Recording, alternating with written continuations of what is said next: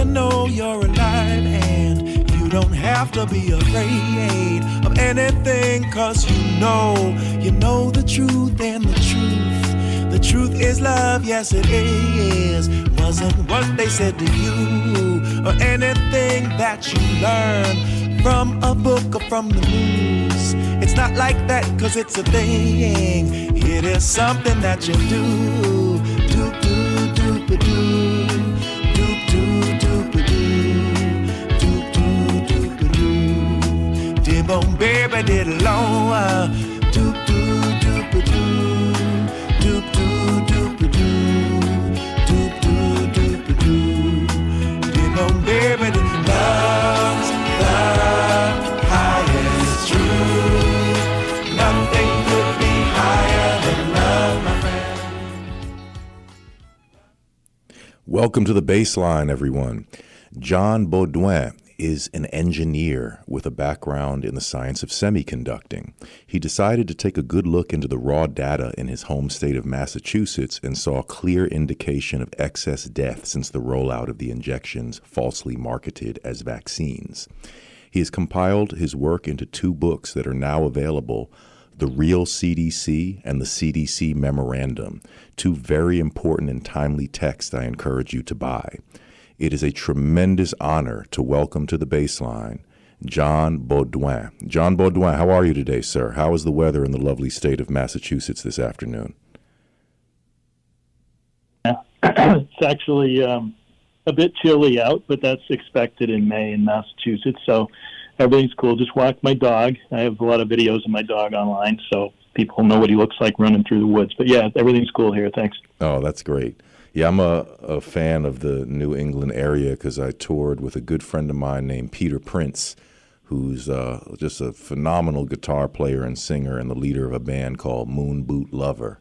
So he's pretty popular in the New England area. So I played in a lot of these venues in Massachusetts, New Hampshire, Connecticut. That whole area brings back good memories. Love to get back up to the New England area sometime soon. But thank you so much for joining me today. Anyone who knows me knows that I do try to abide by the concepts of good, solid team basketball, meaning if someone has the hot hand, you pass them the ball. And John Beaudoin has completed 2 books, as I mentioned. I was actually surprised by that because I knew of The Real CDC and I was anticipating that book, but it's also accompanied by another book that I think is more legal in nature, if I understand, called the CDC Memorandum.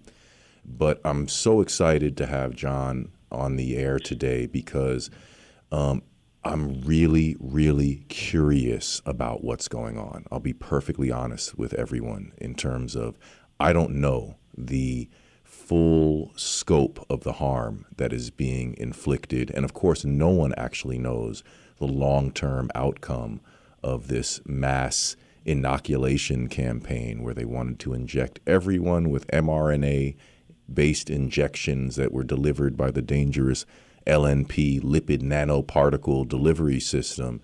And all I'll say is, anecdotally, I feel that something is terribly wrong. I see people being injured with new medical conditions. I mean, multiple people that I've heard of that suddenly have kidney problems, multiple people that I've heard of with eye problems, including 2 people I've heard of randomly with detached retinas with no contact leading up to it, which is just very strange. I mean, you could literally complete a career in boxing and not have a detached retina, or retire from the NFL and have incurred any number of injuries and not have a detached retina. And then I hear about people literally just sitting at home, watching television, see something floating around in their eye, go to the hospital. You have a detached retina. Of course, the heart conditions. I know of, as I've mentioned on this program, I know 2 world-class guitar players with serious heart conditions all of a sudden. I know of so many people with injuries that just strike me as strange in terms of the timing, and that's not to mention the sudden deaths. I don't recall a period in time where more people were dying suddenly. The term died suddenly is a hashtag that has trended on Twitter and other social media. We have the introduction of the terms SAD, or the term SADS, sudden adult death syndrome, which some people will say, oh, no, that existed. I'd never heard of it before these events. And I'm sure the term myocarditis and the term pericarditis existed before the rollout of the fake vaccines, but I'm among the population of people who had never heard those terms until the rollout of these injections. So what I'm getting at is I'm quite certain that there's harm being done. I don't care what any scientist says or whatever statistics fail to report. I'm someone who does rely on my eyes and my ears, and I do not disregard what I observe in my everyday life and in my surroundings. Do I put that in place of clinical data? Of course not. But I think the only thing that's dumber than trying to supplant anecdotal experience in place of clinical data is disregarding anecdotal evidence. I think that's a very dumb thing that people have suggested as though it were an intelligent thing to do. But no, you don't discount what you see and what you hear. There's a saying for that, right? Who are you going to trust, me or your lying eyes? So all that being said, I'm quite certain that something is wrong, but I don't have a good gauge of the extent of the damage. And I'm very concerned and very curious about that. Are we witnessing a thing where, 1 in 1,000 or 1 in 10,000 or even 1 in 100,000 people will die suddenly and tragically? And, it is what it is. It's a tragic thing, but it's not enough to move the needle. Or are we talking about significant ongoing excess death? And of course, that doesn't include the debilitating injuries that people are also experiencing. But to discuss these matters, we have the perfect guest, and we have someone who, like I said, just completed a book. And I think, when someone takes the time to complete an entire book or a documentary, then we should rally around that person. So let's get started here, John. My first question is, I've heard you state that data is being hidden. And before it's even being hidden, it's first of all being outright ignored by delinquent health authorities. I put authorities in quotes. What's being hidden and what's being ignored, John Beaudoin? Okay. Well, let's start with what I got, which was originally 420,000 non-redacted death records from Massachusetts. They're all official records. I have first names, middle names, last names, parents' names, where they're buried, the medical examiner's office address, name, and so forth, and all the causes of death and age.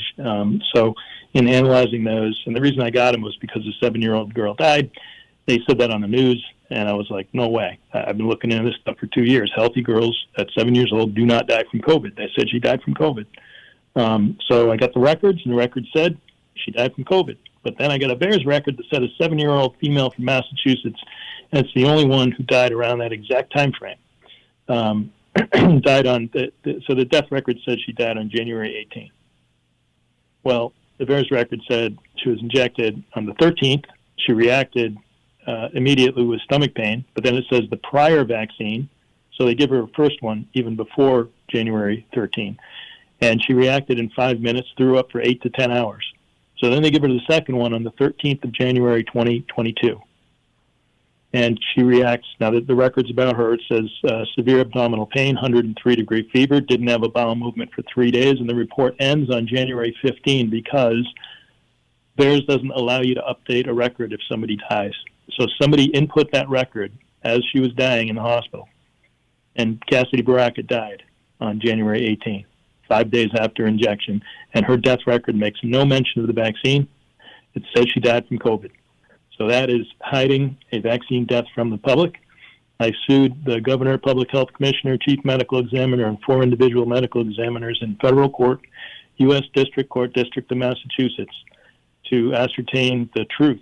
Tell me her vaccine date. Did she really die from COVID, or was it the vaccine? The people want to know. In addition to that, I have several more. So the first chapter in the book is called Cassidy. The second chapter is 3 strokes, 3 months, and that's about Diane Dubois, 62. It says on her death certificate, she died from the vaccine. says it, intracranial hemorrhage in the setting of thrombocytopenia in a person vaccinated 11 days prior. That's what it says. But when it went to the CDC, the CDC is in charge of putting codes, international codes, and that's how all the scientists do all their research, because the codes get tracked as the causes of death, not the words on the death certificates. And all the states send the death certificates to the CDC, and they run it through a software called Transax and Acme. And that software then takes the English words like cardiac arrest, cardiopulmonary arrest. That's what they write a lot, right? And that comes out to I46.9, cardiac arrest unspecified. And for the vaccine, they use a Y59.0, which means viral vaccines. So if the vaccine is mentioned in the context of COVID, it should be coded with a Y59.0. So what happened was it was not coded for Diane, even though it said it on her death certificate. So what did I do? I started looking at those, and I found that they did code Solomon Kizito in the first couple of weeks of the vaccine rollout on January 16, 2021. It was acute bronchopneumonia in the setting of thrombocytopenia again in a person recently vaccinated. They coded him with Y59.0. The next 9 in Massachusetts in 2021 and 2022 that mentioned vaccine or vaccination were not coded. We also have the Minnesota death certificates, another 500,000. So I'll just tell your audience, I have 1.4 million non-redacted death certificates from 3 states now. And it's very clear, since it's a radio program, we're short on time. I'll just cut to the chase. They coded the first one in Massachusetts and not the next 8. They coded the first 3 in Minnesota and not the next 6. They coded the first 1 in the 3rd state, which I'm going to announce in about a month. They did not code the next 3. Someone at the CDC either manually turned off the automated software program that generates these codes, or somebody deleted those codes, thereby hiding from the people the fact that there are many vaccine deaths that honest certifiers of death, whether it's a physician or a medical examiner, actually wrote the vaccine as a cause of death. And so what they did is they either deleted it or they turned off the software, but it was definitely a manual intervention with an intent to hide vaccine deaths from the public. The CDC is guilty of fraud in that regard. And since people have died since then, I do this analysis in the CDC memorandum. And the CDC memorandum was sent to the directors of the FDA, CDC, and NIH, and 13 of their deputy directors. I have the return receipt requested certified mail receipts. They have received it. They have been notified. And if they do not act on information and belief the public is going to be harmed, then they are guilty of murder if somebody is subsequently harmed.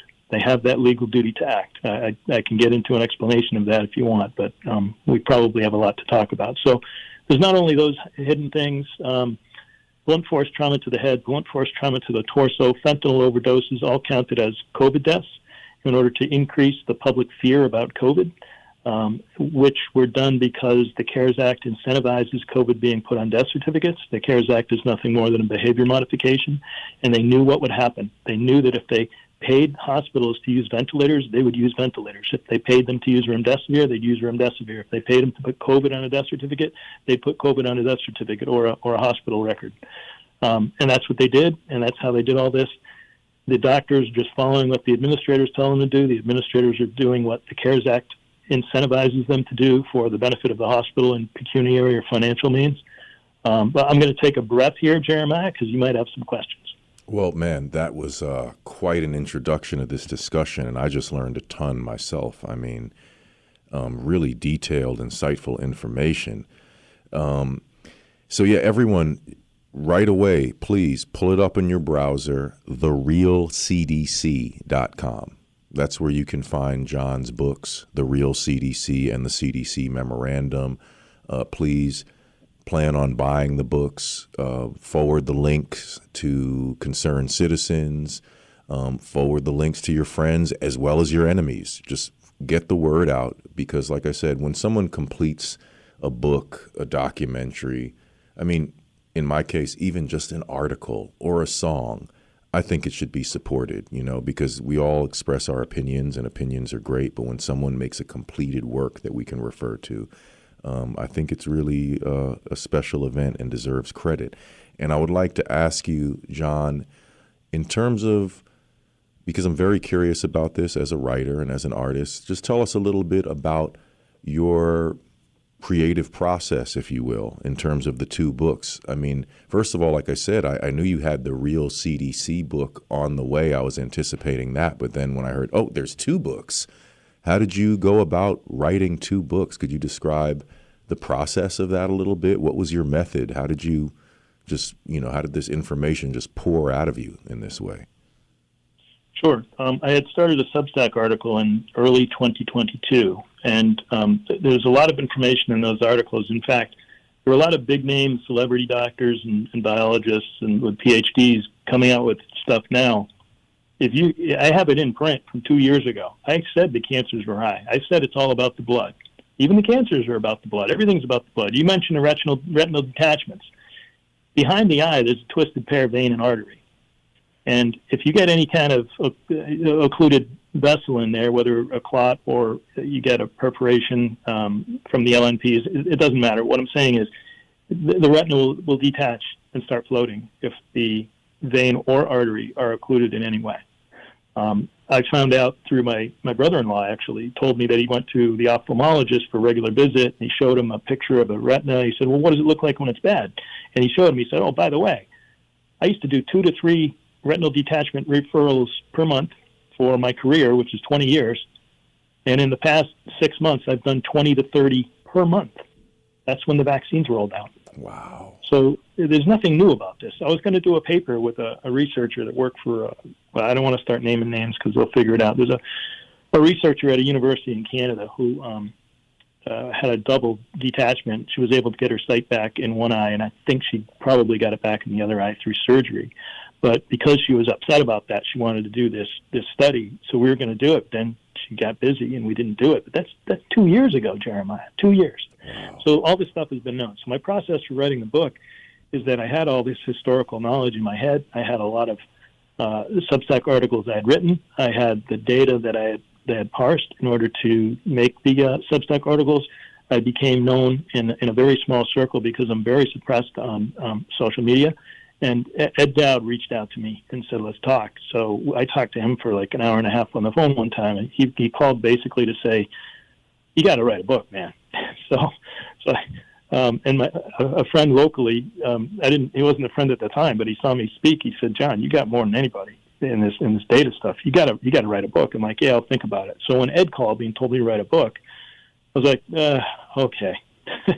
So I kind of dig into things and go real hard for a while and burn myself out. So I wrote the book in 45 out of 46 days straight. Wow. And then the editing takes like 3 months because then it's me arguing with somebody who wants to change some of my paragraphs because they didn't really understand. When I got really tired in the middle of the book, I just started kind of writing. I was just showing the data, and it's got really tedious because the middle of the book is all data. The first part of the book is about people. I flipped my presentations. When I give presentations, I do the data, and then I finish up talking about individuals because I want to leave people with the thought about the individuals, about a 7-year-old girl, a 17-year-old girl, a 15-year-old boy, an 11-year-old boy, a 12-year-old girl dying from strokes and heart attacks and gastrointestinal hemorrhages. I can tell you all their names right now, but, there's only so much time. So, I flipped the presentation because you get a captive audience in a presentation for a couple hours, and you leave them with the emotional thought of the people who died, the kids died. But when I did the book, I got to capture people's attention right away. The data is boring, so I flipped it and I started out with people. So there's 4 parts to the book, and I structured it all before I wrote it. The data stuff can be very boring, but it's very compelling. The data I have is more compelling than anything you've seen anywhere. And it's just raw data for anybody to understand. It's not scientific inferential statistical methods with p-values and confidence intervals and stuff like that. You will understand these graphs. They're very simple and very stark. And because I specifically looked at individual causes of death like acute post-hemorrhagic anemia. That means sudden blood loss anemia. And I looked through the individual records of the 120 or so records that represent the 21 and 22 years, 2021 and 2022. I was able to look through the individual records because I have them. And that's what makes what I have unique. And because I have them, because I looked at the individual ones, I found it's not traumatic. Traumatic means like you were hit with something, right?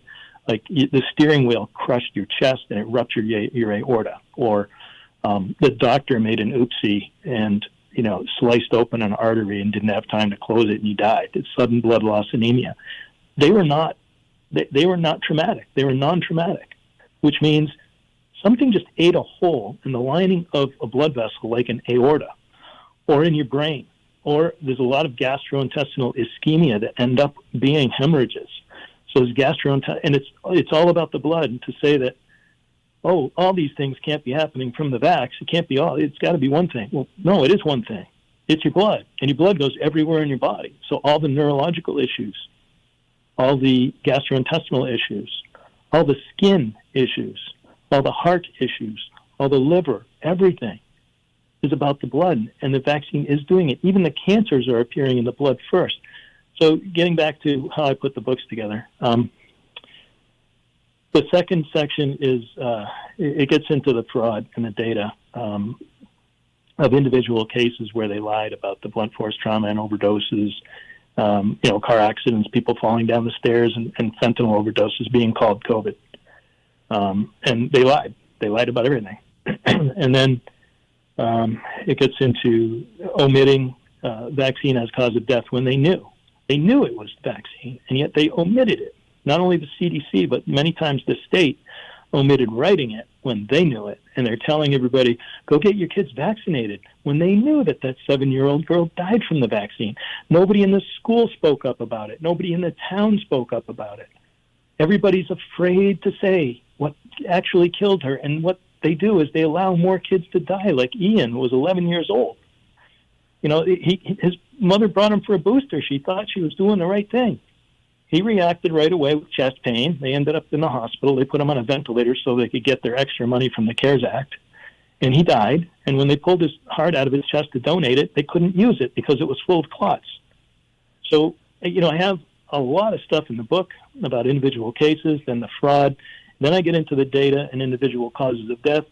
I do something on acute renal failure, which is hospital homicides. I'm speaking at the HALT Hospital Homicide 2 rally in Houston, Texas on June 1st.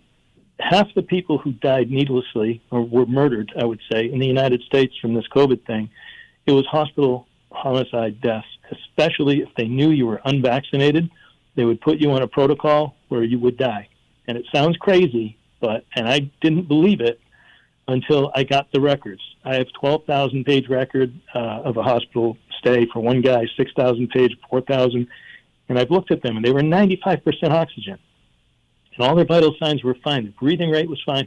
Their heart rate was fine. Their temperature was fine. They didn't even have a temperature. They were put on ventilators. They get extra money. 86% of people die when they go on ventilators. So there's that part of the book, and then I finish up after the data with part 4, which is solutions. And I get into legal analyses, which we probably won't talk about legal too much on this call, but I can if you want to. I've written 2 bills, one for New Hampshire, one for Minnesota. But yeah, so I wrote the book real quickly, and then it was just the process of trying to figure out, publishing and all that. And the big publishers didn't want to talk to me, and it was going to take 2 years. I was like, finally, I hooked up with a small publisher, and I'll just say that didn't work out. And then I just said, you know what, I'll just do it myself. And I finished up the whole project in 3 weeks. Everything was almost done. But when they asked for more money at the very end, when I had already paid everything on the contract, I was like, fine, I'll just do it myself. And there we are. But the CDC memorandum is really for doctors and lawyers. But it turns out a lot of people really like it. It's 170 enumerated paragraphs, as would be a legal document, where I can refer to numbers of paragraphs, like paragraphs 49, 50, and 51 refer to the interchange between the CDC and a reporter from Just the News, and Greg Piper. And Greg Piper asked them, is it true that you're hiding vaccine deaths from the public? And Kristen Nordland from the CDC responded and said, no, the article is incorrect. We're not hiding anything because a vaccination is not a vaccine or cause of death. it says vaccination, not vaccine, and it doesn't say adverse effect of or side effect of. In other words, she made a bunch of excuses, and she tailored her excuses around the 3 in Minnesota that were coded. She didn't know that we also had Massachusetts, so her excuse was an actual additional lie, which is an inducement, which is fraud, and more people died. So I ended up doing the memorandum and publishing it because somebody told me, you got to publish that. In addition to Ed telling me I had to write a book, somebody else said, you got to publish the CDC memorandum. And so I did. And it turns out it's a hell of a body of work. It's been served, certified mail, return receipt requested to the directors of the FDA, CDC, NIH, and 13 of their deputy directors. I think I mentioned that earlier. But yeah, so that was the process. Well, that's phenomenal, and I commend you for that. It's a really valuable resource, and like I said, everyone, please buy the book, help promote the book. It's really important that we rally around people when they step up and take the initiative. And it's halfway through our program, and I want to take the time to mention this is what they call Bandcamp Friday. So if you go to jeremiahhosea.com and buy the theme song of this show or any number of songs or albums available there, all original material, hiring phenomenal independent artists, musicians from mostly the New York scene, but not entirely, actually, people with remote performances from various places in the world. But please support this program by buying some original music today. And if you do, I get all of the proceeds, and I don't have to split it with a third-party corporation, which is a pretty good deal for an independent artist. And, of course, go to my Substack. Please subscribe for free. If you can afford a paid subscription, that is unbelievable, and I greatly, greatly appreciate that. But also, like I said, set some money aside to support John's book because it's really important, and he's getting into some really important details that are not being covered in other areas where this stuff is being discussed. And, there's the problem of agency capture, and I think it's one of the biggest problems in modern society. And this book underscores some of the technical details of how that's actually executed and how that actually plays out.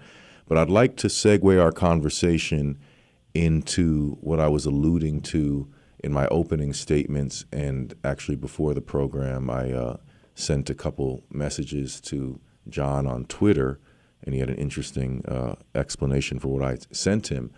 But my question is this, John, and I'll do my best to try to phrase all this complicated stuff that I can't quite make sense of in my head. But basically, I recall, I don't know how many months ago it was. I mean, has it been a year? It's been over a year at this point that people have been talking about excess death that perfectly corresponds with the rollout, as they call it, of the experimental jabs. And you have Dr. John Campbell, for one example, and there are others who are sort of keeping track of this and making regular presentations saying, look, we have a serious problem of excess mortality, and the timeline of that is very concerning.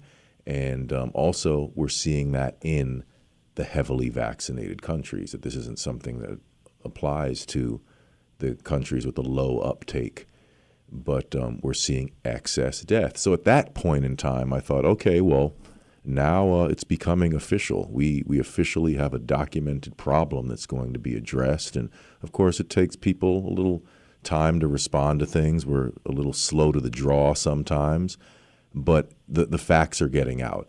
But instead of that information being responded to in the way I would expect and with a sense of urgency, there were people pushing back. And then we got into this weird statistics war that is above my head, frankly, because one person says, hey, look at this chart. We have increased rates of death, or we have increased rates of cancer.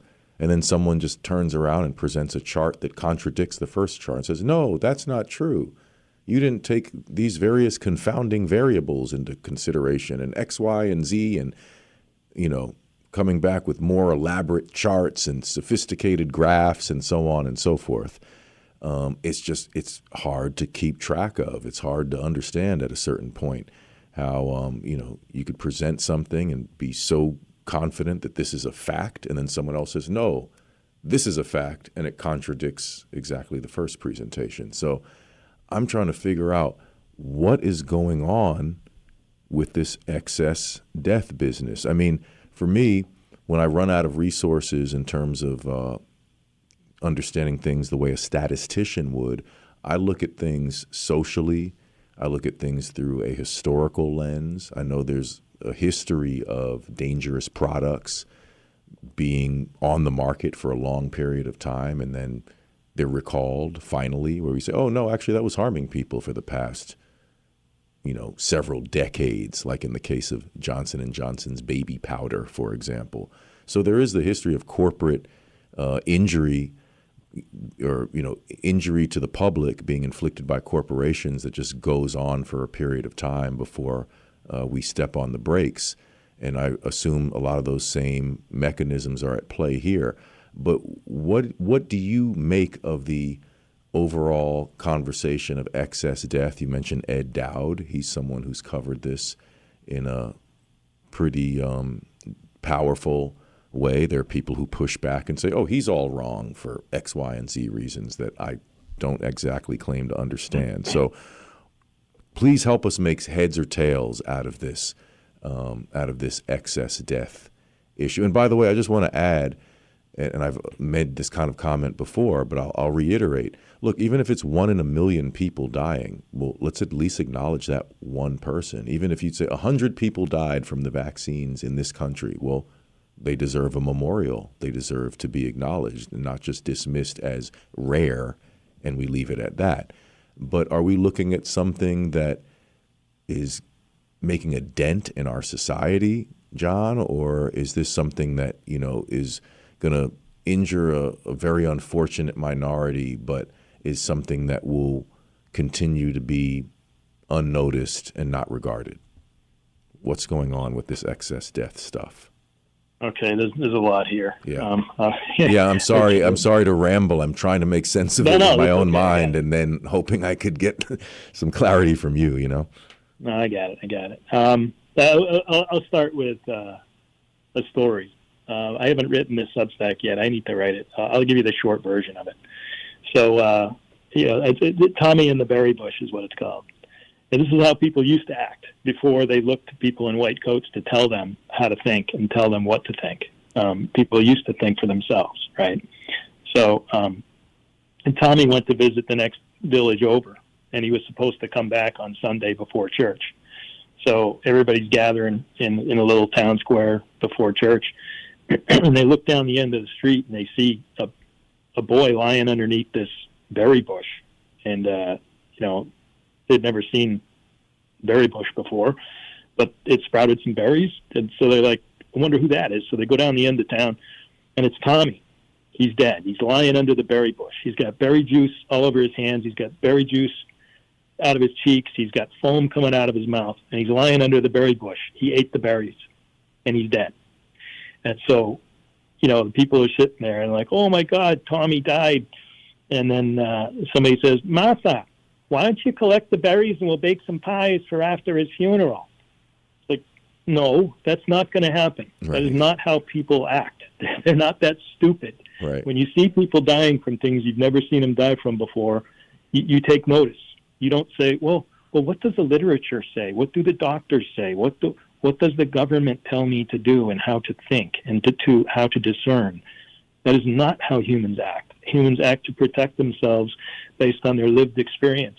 And if you don't know anybody who's been injured from these vaccines, then you're just avoiding the conversation because they're everywhere. Now, to answer the all-cause question, every place has to be looked at individually. And the reason is there's seasonality associated with respiratory viruses. And there's also uptake with the vaccine. And when you try to look at what's happening in society, people took the vaccine roughly around the same time frame all around the country, but the first wave of purported COVID deaths was bigger in the Northeast in the spring of 2020, but it was bigger in the Midwest in the in the fall and winter of 2020 and then rolling into 2021. And what that does is it creates a Simpsons paradox where you have a signal going up in one place and down in another. And when you look across U.S. data as an aggregate, you miss the signal. Another thing is, say, let's look at Massachusetts individually and say, well, what happened? A lot of really old people died in 9 weeks. Now, since people can't die twice, they're gone. They're culled. They're gone from society. They can't die again. You should have a deficit. But there was no deficit. Death rates went back to normal for the first half of 2021 with the first injections, right? Everybody get their first 2 doses. But wait a minute, how is death normal? Shouldn't there be a deficit? Yeah, there should be a deficit because the older people were in deficit. And when I looked at the age groups, I broke up age groups in 5 and 10 year chunks, and I looked at it and I made a heat map. There was a huge deficit in the over 85s, and that canceled out the increase of excess deaths of people who survived 2 waves of COVID but did not survive the vaccine in the first half of 2021 in the 65 to 79 age group. So wait a minute, how do you figure that? It's very easy. -1 and +1 equals 0. So if you look at all-cause deaths and say, oh, it returned to normal, it's not normal. You're not accounting for the deficit that should have happened based on the excess that occurred before it. Right. So you have pluses and minuses. It's like doing accounting. You know, the books have to settle. There's debits and credits, and the balance has to come out to 0. If it doesn't come out to 0, you made a mistake. And so it's not 0. There's excess deaths continuing, even though people are saying, well, all-cause mortality is back to normal. No, it's not normal if you're filling in the bucket with younger people dying when they survived COVID over and over. To give you an example, the 3rd wave of pneumonia, if you were to look at waveform graphs, which I have in the CDC memorandum, and there's some in the, there's actually a whole chapter on waveforms in the real CDC, where I explain how to look at these waveforms, and it's a different kind of analysis than you'll see epidemiologists do. I don't understand them and how they miss such obvious things. I'm an engineer, and I'm looking at waveforms. I'm an electrical engineer. That's what we do, a lot of waveform analysis. So when you look at the waveforms, you realize that a negative externality entered society. Something bad that kills people entered society and started killing more people. What did it look like? Well, if it's respiratory, it goes up in the winter and down in the summer. Okay, that's fine. But then something entered society in 2021, and it was not seasonal, and it goes up along a diagonal. The more people that got vaccinated, the more people died. And when you look at the individual causes of death, you'll find that everything related to blood went up in 21. It did not go up in 2020, no matter how much they lie to you and tell you it did. The records are what they are. People did die from those blood diseases, and I'm not going to tell you that COVID is not prothrombotic. It does not. I'm not going to tell you it does not cause clots. I believe it does. I believe everything the vaccine does, the original COVID does. But it's 100 times more with the vaccine. You're taking 100 times more chance of dying with the vaccine. And they've been lying to everybody that it's just the opposite. And I can prove that in the records where they've lied to increase the COVID deaths, and they lied to hide the vaccine deaths. And now when you look at all-cause mortality, a lot of these larger studies are confused because it's called the Simpsons paradox when you have 2 signals that cancel each other out because you use too large of a data set. And I look down through the data set. I look it up by age, and then by location, and by cause. And by separating out all the variables, as I've done, I found where most of the errors are occurring in the all-cause mortality analysis. Now, I do speak to Carlos and Yuri in Portugal from time to time. They run the numbers for Ed Dowd, and I talked to Ed. Like I said, he told me to write the book. They're the best at putting out really serious, ironclad, proven studies. They're not going to make a mistake. We've had arguments on the phone, we've had debates on the phone about whether or not to put something out. And I'm like, I'm just one guy. I'm a cowboy, right? I can go put out whatever I want. My reputation goes along with it. So I'm very careful, and they are very careful, and that's why I like those guys so much. We kind of think, like, don't just put something out. Make sure it's ironclad. So if anybody's saying their work is wrong, then step up and make your argument, because there's no way. So their all-cause analysis is good. One of the ones you sent me is pretty good, but the reasoning underlying, like I said, about using the entire United States, there's too many Simpsons paradoxes in there. And I again say that you have to look regionally, because I found even more anomalies in the data. Data cannot tell you everything. The custom and practice of an individual state and the way that they write the words on death certificates are different from location to location, and those different words manifest in different codes being generated by the CDC. And so where you have one study that might say, oh, heart disease is up, and I look at it and I'm like, no, it's not, because everything's been miscoded, because all these people who think cardiac arrest has something to do with the heart, they're crazy. The only thing it has to do with the heart is that the heart stopped. That's what cardiac arrest means. It doesn't mean that you had any ailment of your heart. It just means the heart stopped, which is kind of silly to call it a cardiac category death. So when you die from pneumonia, the last thing that happens is cardiopulmonary arrest. It goes on the death certificate. It gets coded with an I-4-6, which is in the I-4 category, which is heart. And so 70% of all deaths in one state have cardiopulmonary arrest on them. 70% was the number. It's a lot. It's not that high, but it's very high. I know what it is. Cardiac arrest is 70% of the heart disease category. Right. And in one state, 24% of all deaths had cardiopulmonary arrest on it. What I'm saying is all the studies in the last 20 years using ICD-10 codes claiming heart disease is high all have to be redone.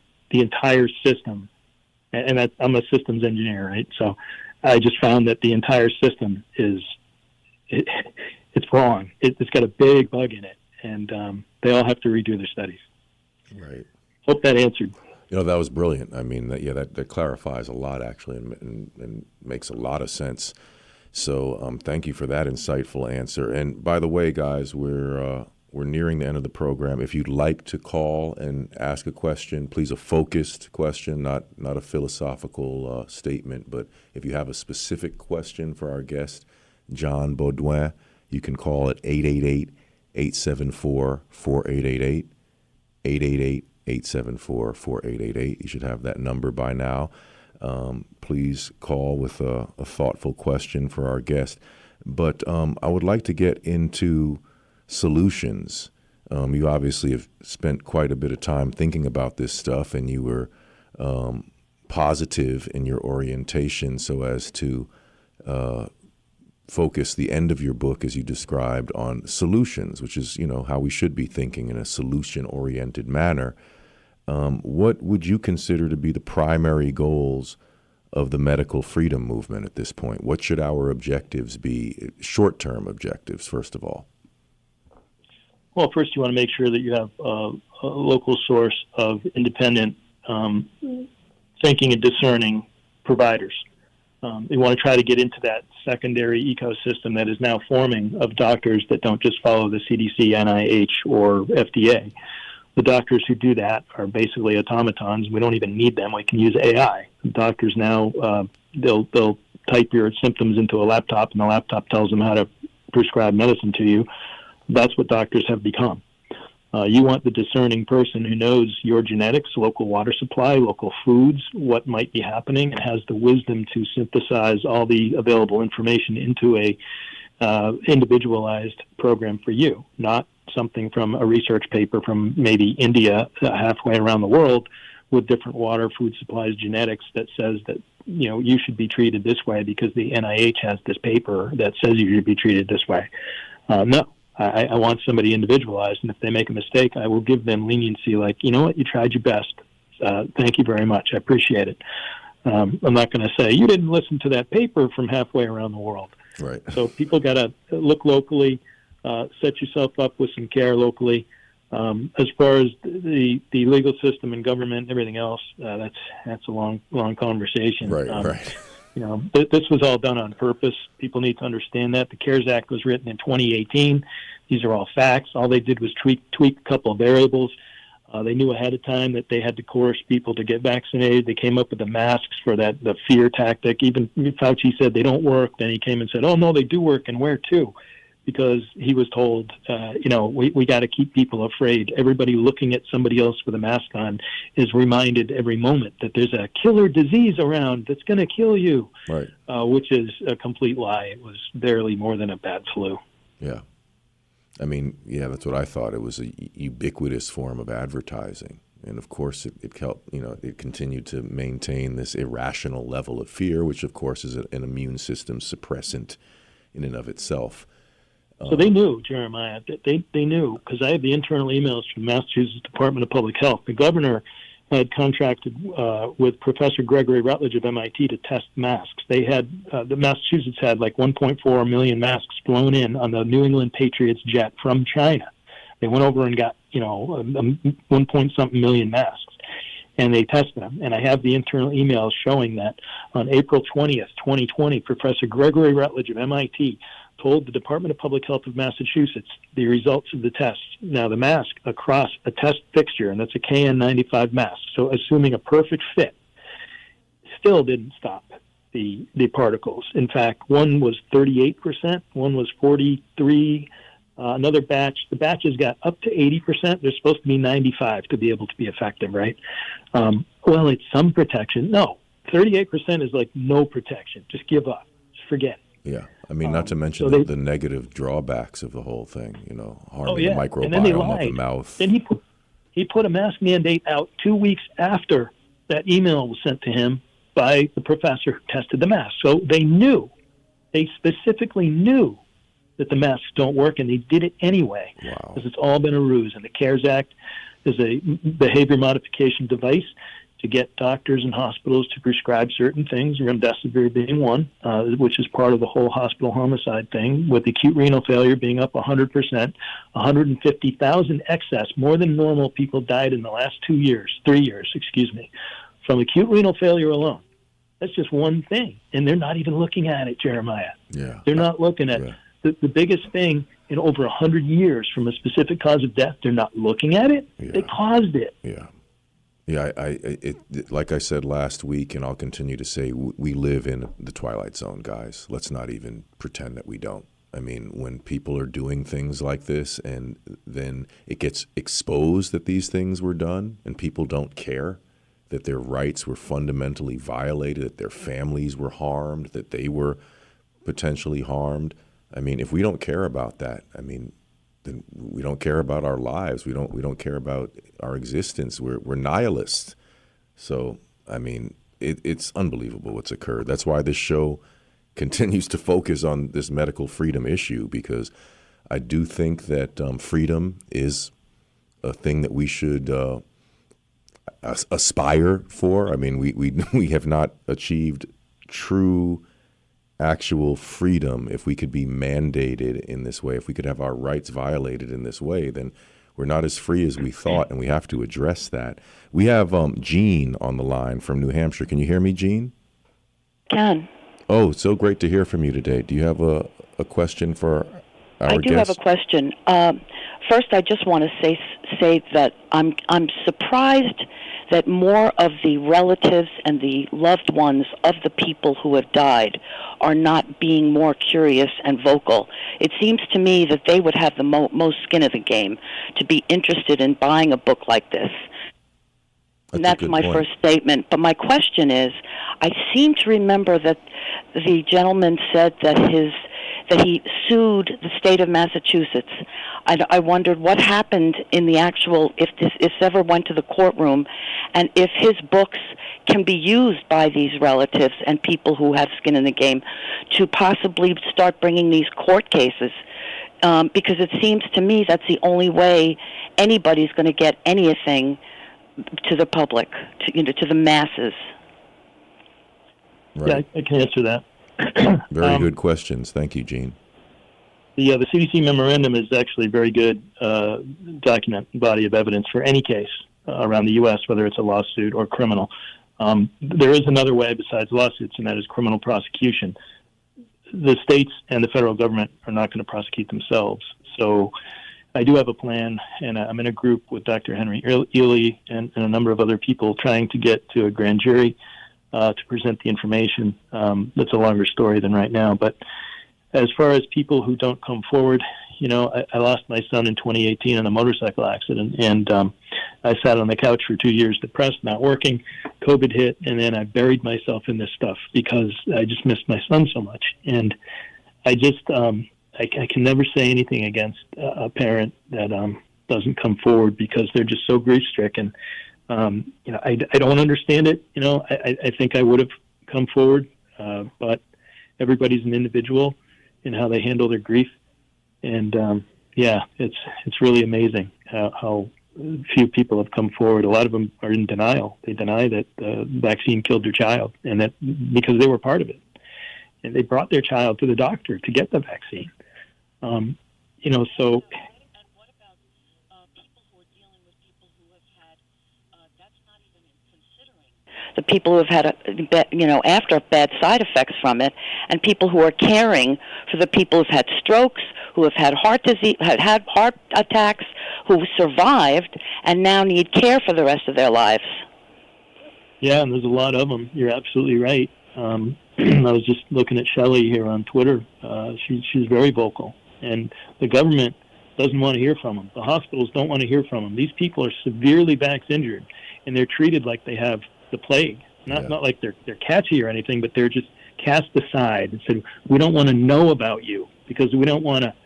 We want to continue the pretense that the vax is safe because we told everybody to take it. We don't want to feel like murderers in our souls and our morality be challenged internally. So we're just going to pretend like you don't exist. And so all these vax-injured people, they're hurting. And there's a lot of them. You're absolutely right. Yeah. Well, I'm so sorry about your son, and I want to thank you so much for having put together all this data so that when people start waking up, they'll have something to go to, because you've contributed an enormous thing to people, and I appreciate that. Thank you. And if you look at the Committee on COVID Response Efficacy, I testified for 2.5 hours in New Hampshire to the House Committee on Vax Safety. And yes, you mentioned the bill, too, that you introduced. You wrote a bill for New Hampshire? 1661. Yeah, and it was okay. I'll look into that. Well, the bill was tabled for further study, which means it was killed by the vice chair of the committee. Now, you may think you have 400 people representing you in the House of Representatives of New Hampshire, but it really, if everybody listens to what they call leadership, one person out of 400 can kill a bill, really, and that's what happened. And it turns out she was a stock analyst in the medical instrumentation and gene drug therapy market in her career and has a lot of ties to them. So it only takes one person to kill a bill, and I think it's the best public health bill I've ever seen. Of course, I wrote it, and I'm going to say that, but it delivers transparency to the people. What are people dying from? What is the frequency that they're dying from various ailments, and how soon after vaccination did they die? The people want to know, and the bill would bring that information to the people, not just from government data, but it would allow independent auditors to audit the public health data of the state under a non-disclosure agreement and provide a report to the people. So they were the farm was very afraid of it, and it was buried by just one person in the House of Representatives in New Hampshire. The bill number again, please? HB 1661. HB 1661. Thank you very much. It's also the same bill as HF 5131 in Minnesota, and that one is still alive. Excellent. That's good to hear. Very, very detailed information here on the Bassline. I want to thank you so much for calling, Gene. I want to thank everyone out there for listening. And my condolences to you, John. I mean, as a father, I can't imagine what you've been through. And, I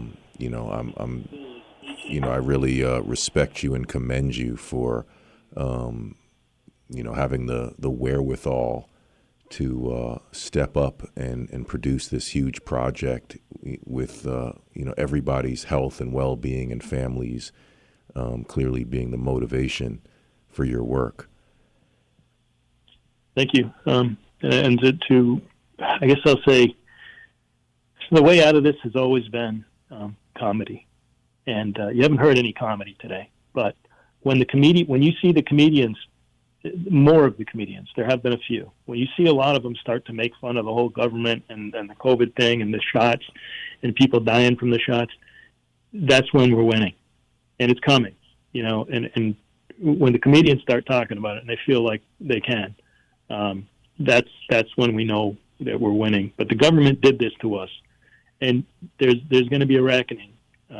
We're basically a communist country right now, and people don't understand that it's been done. And they think that, we're having an election. Yeah, okay. Well, does it matter who gets in, really? Because the deep state, whatever you want to call them, took over. And I don't want to get too political, but just to say, we're going to win. There's no question about it. It's just how many bodies are going to be left behind after we win.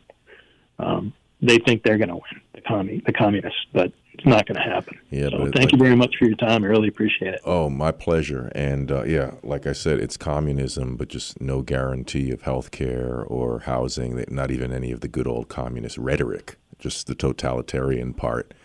And communism in the form, or healthcare in the form of a deadly injection, is your universal healthcare. Hey, they save $2 billion a year in Massachusetts by getting rid of a bunch of old people. $2 billion a year. Yeah, it's unbelievable. So many aspects to this, so many components to how they carried out the deception, how they cooked the books. And in response to what Gene was saying, it's sort of like a lot of people will say if some terrible thing were to happen, some assailant were to do something terrible, they would spring into action and become an action hero. But the fact of the matter is, in a time of crisis, generally people will do what they have been trained to do. And if they weren't training in preparation for the crisis, normally will be paralyzed with fear. So, a lot of parents, like you pointed out, John, have spoken out on behalf of their loved ones, and they're fighting uphill battles, unfortunately, trying to get justice and trying to get recognition for what's happened. And then there's a lot of people who, like you said, I'm sure they're just stricken with grief. It's very hard to summon up a big fight within yourself when you're overcome with grief, of course. But thank you so much, John. Stay in touch. And I can't wait to get a copy of your book myself. Everyone, please go to therealcdc.com. It's a phenomenal compilation. The CDC Memorandum, again, that's more for legal purposes, but also very instructive and couldn't be more timely. So thank you all for listening. Thank you, John Beaudoin. And remember, guys, it's Bandcamp Friday. Go grab a song at jeremiahhosea.com. Have a great weekend, everybody. Peace and love. With open arms towards the sun, you feel the warmth of the rays.